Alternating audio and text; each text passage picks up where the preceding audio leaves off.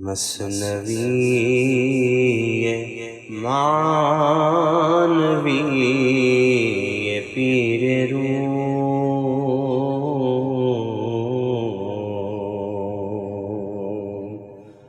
مثنوی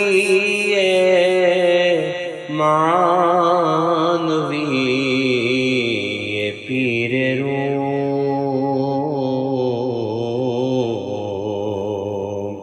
ہست گنج راز عرفان و علوم۔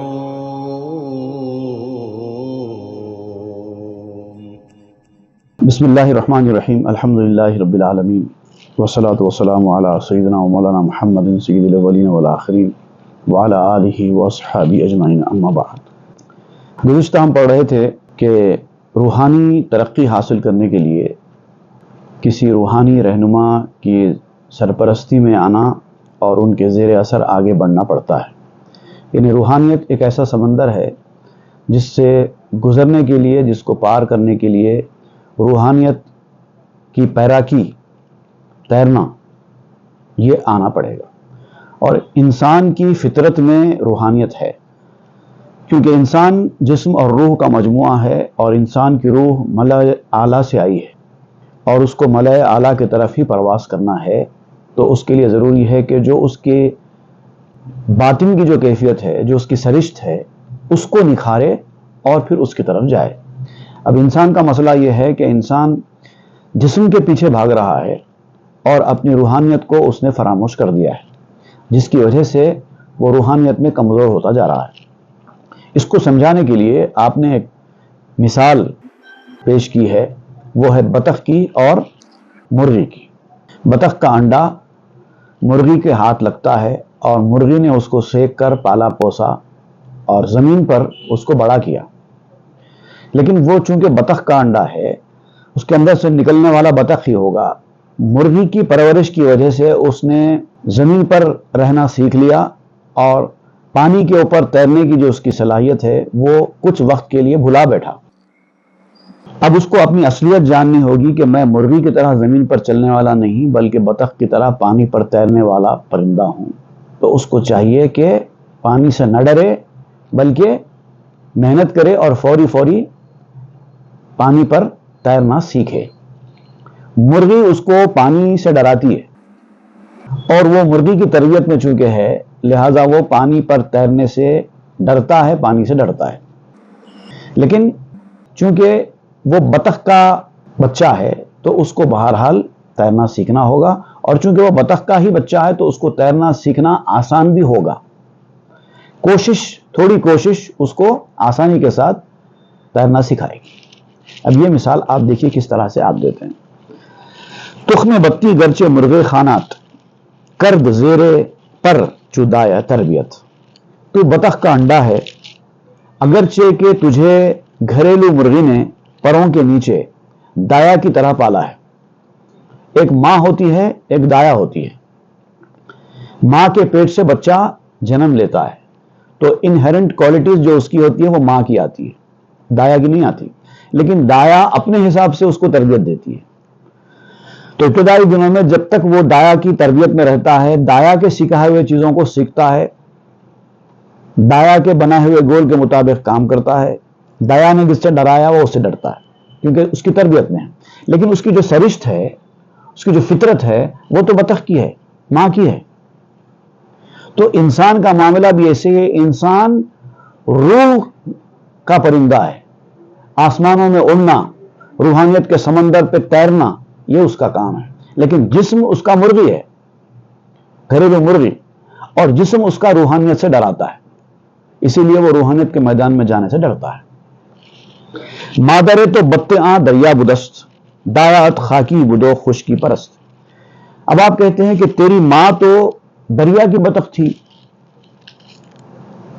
تیری جو اصلی ماں ہے وہ دریا کی ہے، اور جو تیری جو نقلی ماں ہے، تربیت دینے والی جو ماں ہے جس کو دایا کہتے ہیں، وہ خشکی پرست ہے، وہ زمین پر رہنے والی ہے۔ تو اس نے چونکہ وہ زمین والی ہے، اس لیے اس نے مرغی کے بچے کی طرح اس کو بھی مرغی کے بچوں کے صفات سکھا دیے ہیں، عادتیں سکھا دی ہیں۔ میل دریا کے دلے تو اندرست آ طبیعت جانت را از مادرست. دریا کی طرف جھکاؤ تیرے دل کے اندر چھپا ہوا ہے. اگر تیرے دل کے اندر کی کیفیت کا جائزہ لیں تو تیرا جھکاؤ دریا کی طرف ہی ہے، کیونکہ تو بطخ کا بچہ ہے. لیکن تیرا جو ظاہری مزاج ہے وہ دایا کی طرف ہے. اندرونی مزاج بطخ کے بچے کا ہے، لیکن ظاہری مزاج مرغی کے بچے کا ہے. اور یہ جو دریا کی طرف تیرا جو رجحان ہے چھپا ہوا انٹرنل، یہ تیری اصلی ماں کی وجہ سے، جس کو تو نے ابھی دیکھا نہیں ہے. تیری ماں جو کہ بطخ ہے اس نے انڈا دیا اور غائب ہو گئی. اب ساری پرورش مرغی نے کی، تجھے پتہ ہی نہیں ہے کہ تو بطخ کا بچہ ہے. مرغی نے جس طرح سے تربیت دی تو اسی طرح چلتا رہا ہے، لیکن جو کوالٹیز چھپے ہوئے تیرے اندر ہیں وہ تو رہیں گے نا. وہ مرغی ان کو تو ہٹا نہیں سکتی. میل خشکی مرترا زین دایاست دایا را بگزار کو بدرایاست. یہ جو خشکی کی طرف میلان ہے تیرا مرغی کے بچے کی طرح، بطخ کا بچہ ہوتے ہوئے مرغی کی بچی کی طرح جو تیرا خشکی کی طرف زمین کی طرف میلان ہے، یہ اس دایا کی تربیت کی وجہ سے ہے. روحانیت تیری اصلیت ہے، لیکن تو دنیا میں آیا جسم کے ساتھ اور دنیا میں بس رہا ہے تو دنیا کی چیزیں تیرے اندر آ گئی ہیں. دنیا والوں نے تجھے اپنی چیزیں سکھا دی ہیں. جو روحانیت سے دور ہیں انہوں نے تجھے اپنی چیزیں سکھا دی ہیں، لیکن انٹرنل تیرا رجحان تو روحانیت کی طرف ہے. تو آپ کہتے ہیں کہ اب تیری ذمہ داری یہ ہے کہ تو اپنے چھپے ہوئے اس رجحان کو تلاش کرے، اس کو بڑھائے اور بطخ کا راستہ اختیار کرے اور تیرنا سیکھے. دایا کو چھوڑ دے، وہ تو غلط راستے والی ہے، وہ ایول کاؤنسلر ہے جس نے تجھے غلط کاؤنسلنگ کر لی ہے. دنیا میں رہنا، اچھی زندگی گزارنا، دنیا کی کامیابی حاصل کرنا، یہی اصل کامیابی تیرے ذہن میں بیٹھی ہوئی ہے اور یہ اس دایا کی وجہ سے ہوئی ہے. دارا بگزار در خشک و براں اندرا در بحر مانا چوں بتاں. جو دایا ہے جس نے تجھے پالا پوسا ہے خشکی پر، اس کو خشکی پر ہی چھوڑ دے. وہ تو خشکی کی ہی ہے، تو اس کو سمندر میں نہیں لا سکتا. اس کو خشکی پر ہی چھوڑ دے، اس کے اثرات کو اپنے اندر سے نکال دے. بطخوں کی طرح روحانی حقیقت کے سمندر میں آ جا، کیونکہ تیری اصلیت یہ ہے. گر ترا دایا بترسانت ز آب تو مترسو سوئے دریا راشتاب. اب دایا تجھے پانی سے ڈراتی ہے اور اس کا ڈرانا اس کے حساب سے ٹھیک ہے، کیونکہ وہ تیر نہیں سکتی، وہ بھی تجھے ڈراتی ہے. اور تو چونکہ بچہ تھا، تجھے عقل نہیں تھی، تو ڈرتا تھا. لیکن اب جب تو ہوش مند ہو گیا ہے، سمجھدار ہو گیا ہے، تجھے اپنی اصلیت کا پتہ چل گیا ہے، تو تجھے چاہیے کہ اس دایا کے ڈرانے سے نہ ڈرے، پانی پر آ جائے اور دریا کی جانب رواں دواں ہو جا. تو بتے بر خشک بر تر زندے میں چمرغے خانہ خانہ کندے. تو بطخ ہے، اصل میں تو بطخ ہے. تو خشکی پر بھی رہتی ہے اور تری پر بھی رہتی ہے. بطخ کی جو خصوصیت ہے وہ ضرورت پڑنے پر زمین پر بھی چلتی ہے اور ضرورت پڑنے پر پانی کے اوپر تیرتی بھی ہے. اس کا زمین پر چلنا اس کا ظاہری جسم ہے اور اس کا سمندر کے پانی پر تیرنا اس کی اصلیت ہے. جو صلاحیت اس کے اندر ہے وہ اس کی روحانیت کی وجہ سے ہے.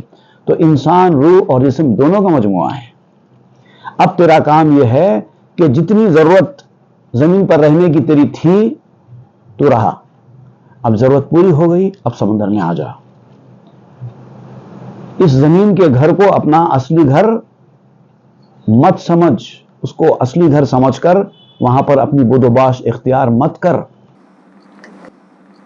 تو ز کرمنا بنی آدم شہی ہم بے خشکی ہم بدریا پا نہیں. تو وہ ہے جس کے بارے میں وَلَقَدْ كَرَّمْنَا بنی آدم آیا ہے.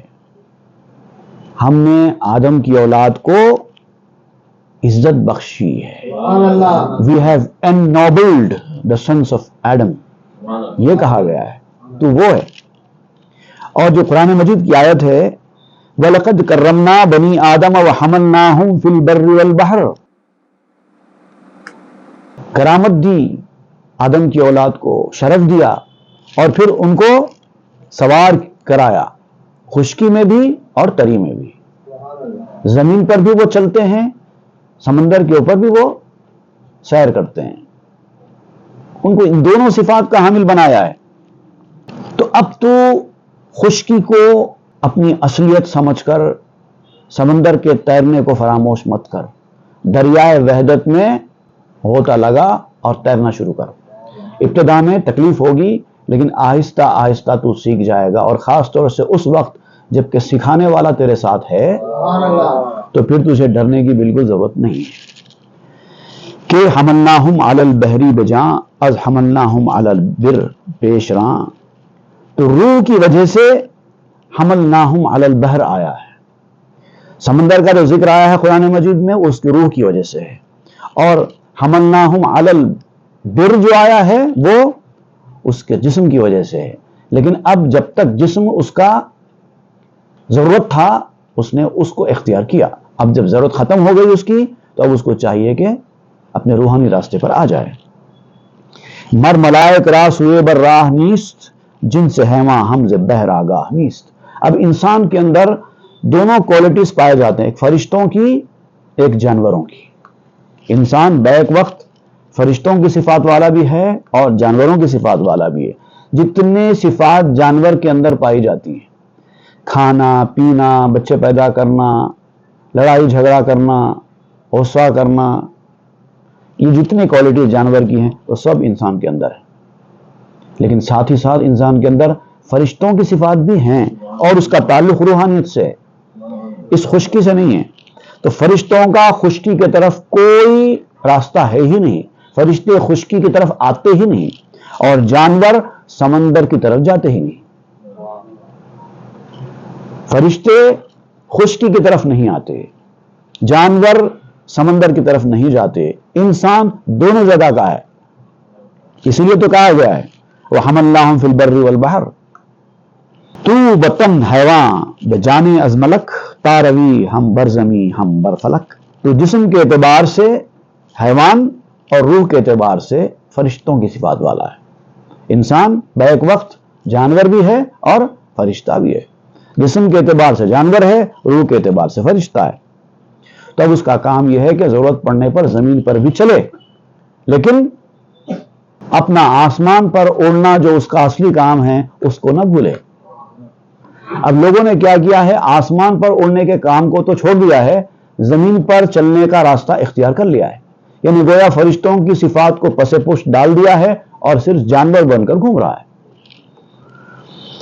تا بظاہر مثلکم باشد بشر، با دل یوحا الیہ دیدور، یہاں تک کہ تم بظاہر بشر جیسے ہو، جیسے کہ رسول اللہ صلی اللہ علیہ وسلم کے بارے میں بھی فرمایا قل انما انا بشر مثلکم، اے نبی کہہ دیجئے کہ میں بھی تمہاری طرح کا ایک بشر ہوں۔ تو یہاں پر تمہاری طرح کا بشر مطلب یہ کہ بشریت جو ہے جیسے تمہارے اندر آئی ہے ویسے میرے اندر بھی ہے، وہ مطلب ہے۔ ہر انسان کے اندر بشریت ہے، اور اس بشریت کا تعلق اسی جسم سے ہے۔ جب رسول اللہ صلی اللہ علیہ وسلم کو جسم اطہر تھا تو آپ بشر تو تھے، لیکن یہ اصلیت نہیں ہے انسان کی، یہ تو ضرورت ہے۔ لیکن یوحا الیہ جو ہے اس کے ساتھ جو آیا ہے انما انا بشر مثلکم یوحا الیہ انما الہکم الہ واحد، یہ جو ہے اس کا تعلق روحانیت سے ہے، اور یہ روحانیت والا جو مرحلہ ہے یہ عام انسان کو رسول سے الگ کر دیتا ہے۔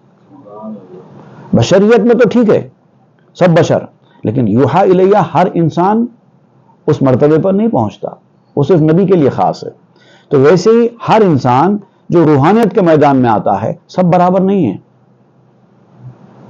ہر ایک کا مقام، ہر ایک کی منزل الگ الگ ہے۔ بشریت میں سب ایک جیسے ہیں، ہر ایک کو بھوک لگتی ہے، ہر ایک کو پیاس لگتی ہے، ہر ایک کو نیند آتی ہے، ہر ایک کو دیگر ساری ضرورتیں۔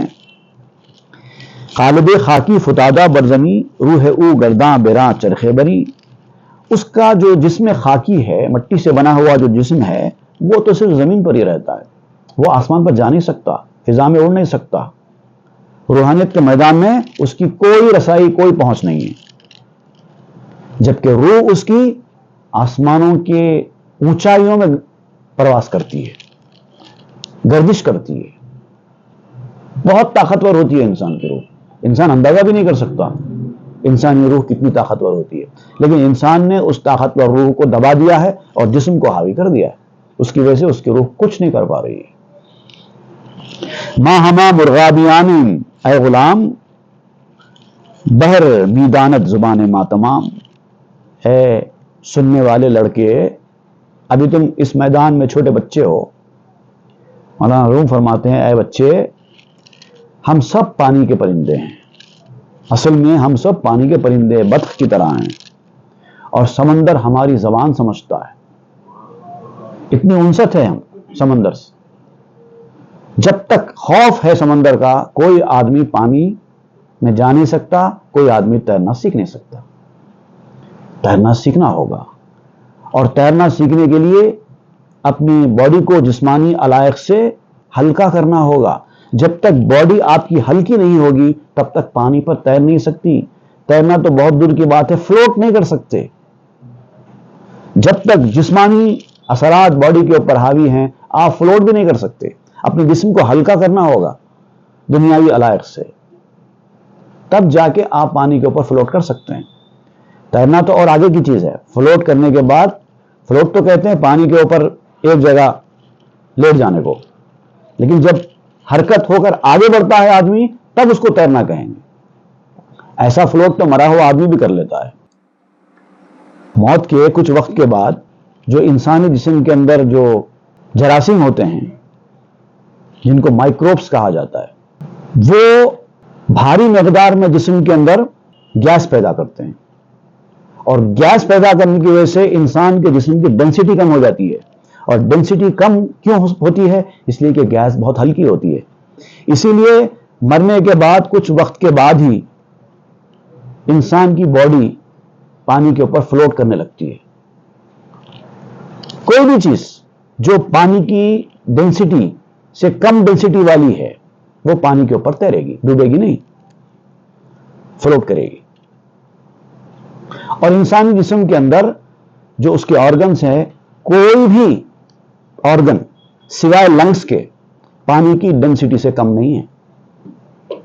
ایک ہی آرگن انسان کا ایسا ہے، وہ لنگس ہے، جس کی ڈینسٹی پانی کی ڈینسٹی سے کم ہے. باقی ہر چیز کی ڈینسٹی زیادہ ہے. تو اب آپ اس کو اپنے جسمانی جو وزن ہے اس کو کم کریں گے پانی سے، تب آپ فلوٹ کر پائیں. لیکن یہاں صرف فلوٹ کرنے کا قصہ نہیں ہے، یہاں تو تیرنا ہے. فلوٹ تو مرا ہوا جسم بھی کر لیتا ہے ایک وقت تک، ہمیشہ فلوٹ نہیں کرتا، ایک وقت تک کرتا ہے. اس کا ایک دوسرا پروسیس ہے، پھر بعد میں وہ ڈوب بھی جاتا ہے. اب یہ ایک دوسری علم ہے، اس کے بارے میں تفصیل سے بولنے کی ضرورت نہیں ہے. تو روحانیت والا آدمی روحانیت کے سمندر میں اس کو تیرنا ہوگا، کیونکہ سمندر اس کا سپورٹر ہے. اگر آپ ایک بار تیرنا سیکھ لیں گے تو پھر سمندر خود آپ کی سپورٹ کرے گا.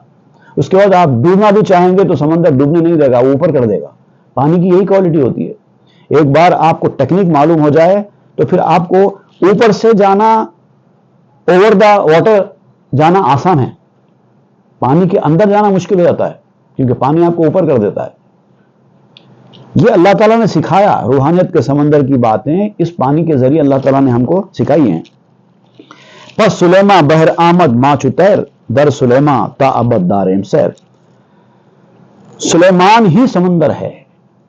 اگر آپ اپنے سلیمان کو پکڑ لو تو وہی تمہارے حق میں سمندر ہے. اور ہم سب ان پرندوں کی طرح ہے جو سمندر کے اوپر تیرتے ہیں.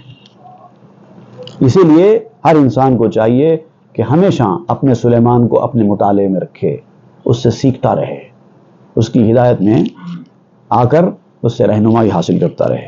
با سلیما پائے در دریا بنہ، تاچو داؤد آپ سازت صد زرہ. سلیمان کے ساتھ اگر ابتدا میں تیرنا نہیں آتا ہے تو سلیمان کے ساتھ دریا میں قدم رکھ دے، تاکہ پھر داؤد علیہ السلام کی طرح تیری بھی سینکڑوں زرہیں بن جائیں. سبحان اللہ. سلیما پیش جملہ حاضرست، لیک غیرت چشم بندو ساحرست. اب مسئلہ کیا ہے انسان کے ساتھ؟ سلیمان تو سامنے موجود ہے، اب وہ ڈھونڈتا نہیں ہے یا دیکھتا ہے تو سمجھتا نہیں ہے. اور کیوں نہیں سمجھتا؟ آپ کہتے ہیں کہ اس لیے نہیں سمجھتا کہ ایک غیرت نام کی پٹی ہے جو اس کی آنکھوں کے اوپر ہوتی ہے. غیرت سے مراد وہ غیرت نہیں ہے جو پازیٹیو میننگ میں ہوتی ہے. غیرت سے مراد اپنی خود ساختہ خودداری، بلکہ خودداری بھی اچھی صفت ہے. میں تو کہوں گا کہ تکبر، خود غرضی، سامنے والے سے بدظنی، حسد، ان کو کیوں حاصل ہے وہ مقام ہم کو کیوں نہیں ہے، اس طرح سے جو انسان کی مزاج میں ہے، وہ مزاج کسی سلیمان کے سامنے جھکنے سے روکتا ہے، کسی کو بڑا ماننے سے روکتا ہے. ہم ہی بڑے، دوسرے کو کیوں بڑا مانے؟ اس کو آپ نے کہا ہے غیرت کی آنکھ. یہ پٹی ہے جو انسان کو اندھا کر دیتی ہے، سلیمان کو دیکھنے سے روک دیتی ہے. اور ساحرست، یہ جادوگر ہے، یہ انچینٹس ہیں، یہ چمتکار ہے دنیا کا جو انسان کو اپنی طرف کھینچتا ہے اور سلیمان کی جانب جانے سے پیچھے ہٹ جاتا ہے. سیلفشنس، خود غرضی، حسد، انانیت، بدظنی، یہ ساری چیزیں آتی ہیں، انسان کو روکتی رہتی ہیں، نہیں جانے دیتی. کیونکہ دیکھیے، آپ کسی استاد سے بھی آپ کو علم حاصل کرنا ہوتا ہے نا، تو اس کی شاگردی میں آنا، اس کو بڑا ماننا پڑتا ہے. جب تک کوئی آدمی کسی کو بڑا نہیں مانے گا تب تک اس سے کچھ حاصل نہیں کر سکتا. اسٹوڈنٹ اگر خود کو ٹیچر سمجھنے لگے تو کبھی کچھ نہیں سیکھ سکتا. اسٹوڈنٹ ہی سمجھے اور ٹیچر کو ٹیچر سمجھے تبھی وہ سیکھ سکتا ہے.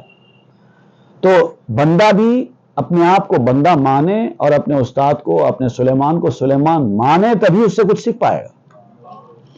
لیکن وہ جو خود غرضی کی پٹی ہے اس کی آنکھوں کے اوپر، اس کو ایسا سمجھنے سے روک دیتی ہے. تاز جہل و خواب ناکی و فضول، او بپیش ما و ما از و ملول. یہاں تک کہ اس کی بے وقوفی، نادانی، کم علمی، یا اس کی جو غنودگی ہے، نیند کی حالت میں آنکھیں بند ہیں، سامنے والا کچھ بول رہا ہے، کچھ بھی سنائی نہیں دے رہا ہے، غنودگی میں، یا پھر اس کی بےہودگی. 3-4 قسم کے صفات ہیں، آپ بتاتے ہیں. ایک صفت تو یہ ہے کہ نادانی، جہالت، معلومات ہی نہیں ہے کیا کریں. بہت سارے لوگ ایسے ہوتے ہیں، معلومات، حالانکہ ان کے مزاج اچھا ہوتا ہے، طبیعت اچھی ہوتی ہے، فطرت اچھی ہوتی ہے، لیکن معلومات نہ ہونے کی وجہ سے غلط راستے پر چلے جاتے ہیں. کچھ لوگ ایسے ہوتے ہیں جن کو معلومات ہوتے ہیں لیکن غنودگی کا شکار ہے، غفلت کا شکار ہے، غافل ہے، پتہ ہی نہیں ہے، دیکھ رہے ہیں لیکن سمجھ میں نہیں آ رہا ہے کیونکہ غنودگی میں آدھی آنکھیں کھلی آدھی آنکھیں بند ہیں، کچھ نہیں سمجھ میں آ رہا ہے. یا پھر مزاج کی بدماشی بھی ہوتی ہے، بعض لوگ سب کچھ دیکھتے بوجھتے پھر بھی ماننے کو تیار نہیں ہوتے. تو 3 صفات آپ نے یہاں پر بیان کیے ہیں: جہل، خوابناکی اور فضول. تاز جہل و خوابناکی و فضول، تو و پیش ما و ما از و ملول. ہم اسی لیے پیچھے ہٹ رہے ہیں، سمندر میں اترنے سے گھبرا رہے ہیں، سلیمان کو سلیمان ماننے سے پس و پیش کر رہے ہیں، حالانکہ وہ ہمارے سامنے ہے. ہدایت دینے والا ہر کسی کو میسر آتا ہے، پہچاننا چاہیے بس خالی. تشنرا درد سرارت بانگ رات، چون دانت کو کشاید ابر ساد. دیکھیے، ایک آدمی پیاسا ہے، پانی نہیں ہے، شدت کی پیاس لگی ہے اس کو. ایسے میں اگر آسمان سے بجلی کڑکنے کی آواز آئے اور اس کو معلوم ہے کہ یہ بجلی پانی برسانے کا پیش خیمہ ہے، بجلی کڑک رہی ہے اور پانی برسنے والا ہے، تب اس کے اندر خوشی کے جذبات پیدا ہو جاتے ہیں. پانی نہیں ہے، پیاس شدت کی لگی ہے، لیکن جیسے ہی بجلی کڑکتی ہے اس کے اندر ایک خوشی کے آثار پیدا ہو جاتے ہیں کہ چلو اب بجلی کڑک رہی ہے، پانی برسے گا، میری پیاس بجھے گی. لیکن جس کو پتا ہی نہ ہو کہ بجلی کڑکنے کے بعد بارش ہوتی ہے تو وہ تو بجلی کی کڑک سے ڈر جائے گا. ہر بارش سے پہلے بجلی کڑکتی ہے، تو جو لوگ کڑکنے سے ڈر جاتے ہیں وہ پانی سے محروم رہ جاتے ہیں. بجلی کڑک رہی ہے، بھاگ جاؤ یہاں سے، ایسے مقام پہ چلے جاؤ جہاں پر بجلی نہ کڑک رہی ہو، پانی سے محروم رہ جاؤ گے. بجلی کڑکنا تو اچھی علامت ہے کہ بارش ہوگی، لیکن اس کے لیے شرط کیا ہے؟ معلوم ہونا پڑے گا کہ بجلی کڑکنا بارش ہونے کا پیش خیمہ ہوتا ہے۔ چشم او ماندست در جوئے رواں، بے خبر از ذوق آب آسماں۔ اس کی آنکھ تو بہتی ہوئی نہر کو تلاش کر رہی ہے، آسمان پر تو اس کی توجہ ہی نہیں ہے، وہ تو خالی بہتی نہر کو ڈھونڈنے میں لگا ہوا ہے، اس لیے بجلی کی کڑک سے ڈر رہا ہے۔ وہ آسمان کے پانی کے جو مزہ ہے اس سے بے خبر ہے، حالانکہ نہر کے پانی سے زیادہ مزیدار آسمان سے برسنے والا پانی ہوتا ہے، فریش ہوتا ہے، لیکن وہ بے خبر ہے، اس کو پتہ ہی نہیں ہے۔ مرکب ہمت سوئے اسباب راند، از مسبب لاجرم محروم ماند۔ اس کی ساری توجہ اسباب کے اوپر ٹکی ہوئی ہے، کازس، صرف کازس کو ڈھونڈ رہا ہے، اور جو مسبب ہے، جو سبب بنانے والا ہے، اس سے محروم ہے، اس کی طرف توجہ ہی نہیں ہے۔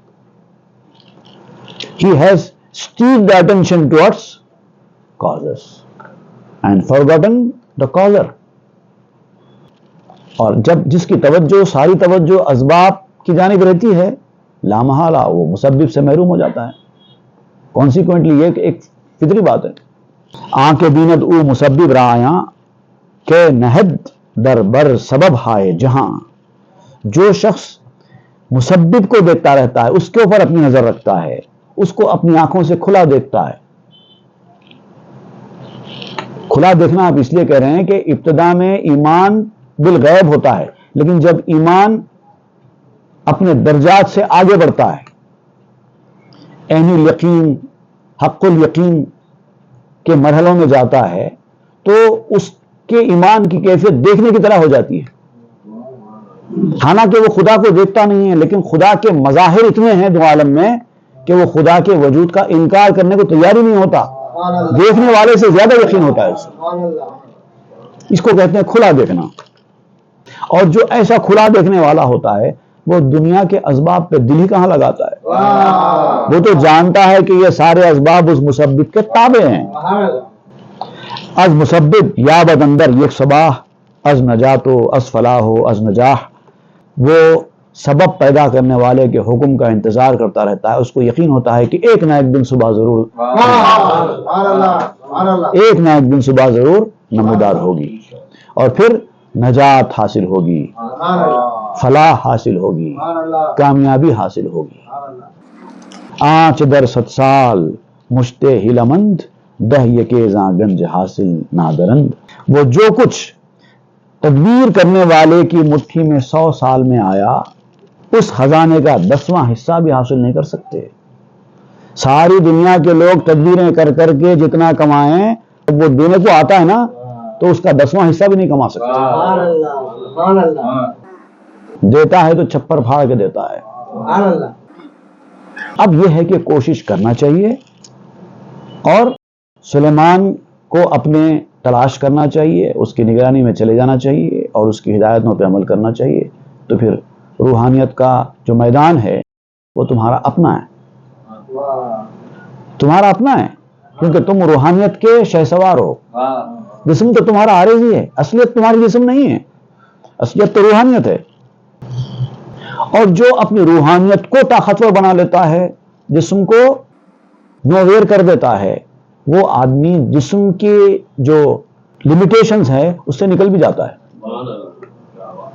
اب اس کو سمجھانے کے لیے آپ ایک اور حکایت بیان کر رہے ہیں، ایک درویش کی۔ حاجیوں نے جو حج جنہوں نے کیا، انہوں نے راستے میں ایک درویش کو دیکھا کہ وہ صحرا میں گرم گرم ریت پر بیٹھا ہوا ہے۔ تو اب سارے پریشان ہو گئے کہ کیا اس کو تکلیف نہیں ہو رہی ہے، کیا اس کو چھڑکا نہیں لگ رہا ہے، ایسے کیسے یہ آرام سے اتنی گرم گرم ریت کے اوپر اطمینان سے بیٹھا ہوا ہے، یہ جو کرامت ہے، اور ایسا کیسے ممکن ہوا اس آدمی کا اتنی آسانی کے ساتھ اس گرم گرم ریت پر بیٹھ جانا اور ریت کا اس کو نقصان نہیں پہنچانا، کیسے ممکن ہوا، اور اس کے پیچھے کیا سبب ہے، وہ انشاءاللہ ہم آئندہ کے درس میں پڑھیں گے، اور وہ درس ہمارا والیوم 2 کا آخری ہوگا۔ اس کے بعد پھر انشاءاللہ ہم تیسرے والیوم کی طرف رواں دواں ہوں گے۔ صلی اللہ تعالی علی خیر سیدنا محمد وآلہ واصحابہ اجمعین والحمد للہ رب العالمین۔ مثنوی معنوی پیر روم